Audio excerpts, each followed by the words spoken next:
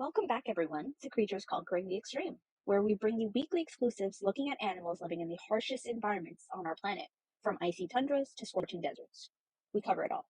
I'm your host, Huda, and today's guest is one I've been excited for such a long time.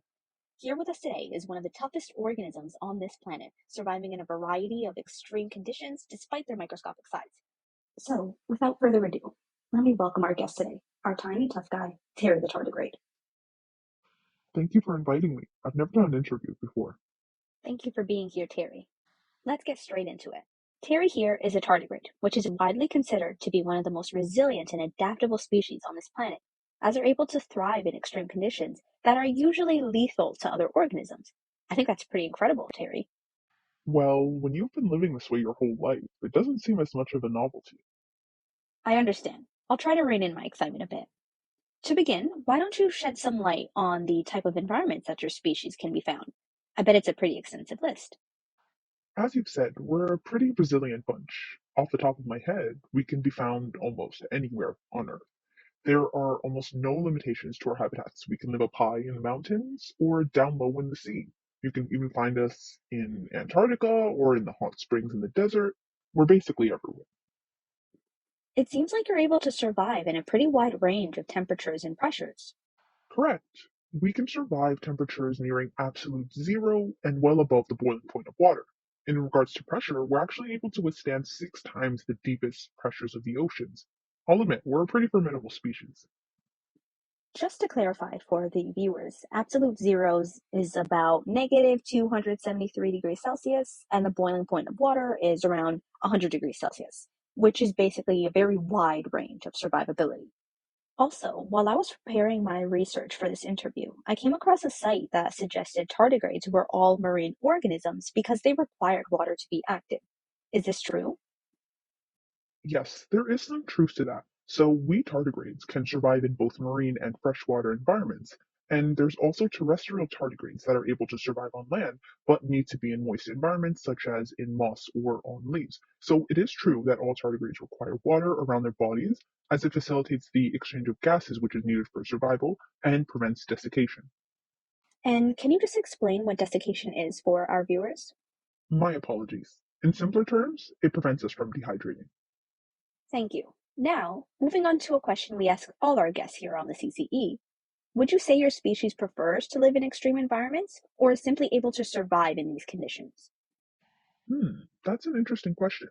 In the case of the tardigrades, we don't prefer to live in these extreme conditions, but have evolved mechanisms that enable us to survive in conditions others would deem to be less than favorable.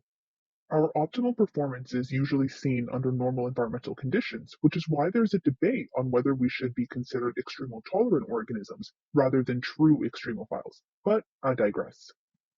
Okay, let's get a little into the science behind all of this because I find it fascinating that you're able to survive such extreme conditions. Are there any specific cellular or molecular mechanisms underlying your ability to survive under such extreme conditions?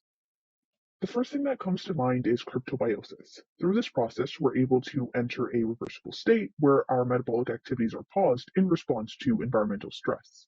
In this state, we get rid of 95% of our water content and then curl up into a dehydrated cask. We're essentially in a death-like state where we greatly reduce our energy consumption to focus solely on surviving. And when the environment conditions are more favorable, we can then be revived through water. Wow, that's pretty incredible. It seems like you guys are indestructible. But are there any weaknesses to your adaptations? Unfortunately, there is. We're not immune to the heat and can actually shrivel up and die when water temperatures exceed 37 degrees Celsius.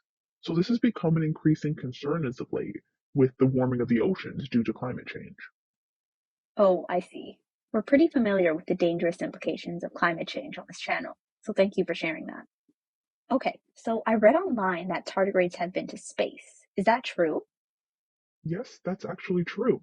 In 2007, I believe, a group of tardigrades from two different species were taken on a mission to space to see how they would fare in the inhospitable conditions of the vacuum of space. And did they survive?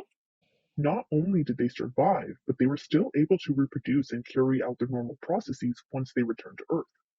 That's a pretty amazing feat.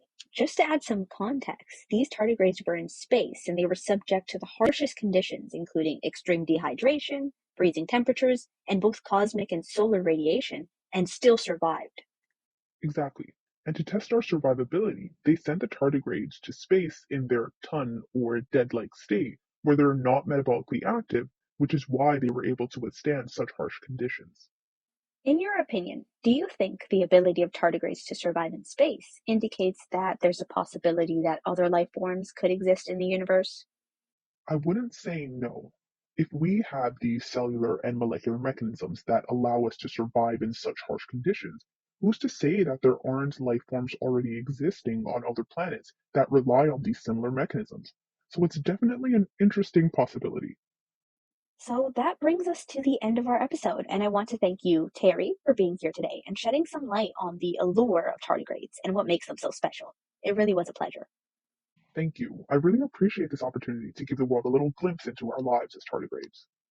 And that brings our episode to a close. We hope you learned a little more about these microscopic marvels. From the depths of the oceans to the tops of mountain ranges, tardigrades continue to astonish scientists and teach us all lessons of resiliency and adaptability. So join us next week at Creatures Conquering the Extreme, where we'll continue to feed your fascination on the wonders of our world. Until next time, stay curious and keep exploring the wonders of our incredible planet.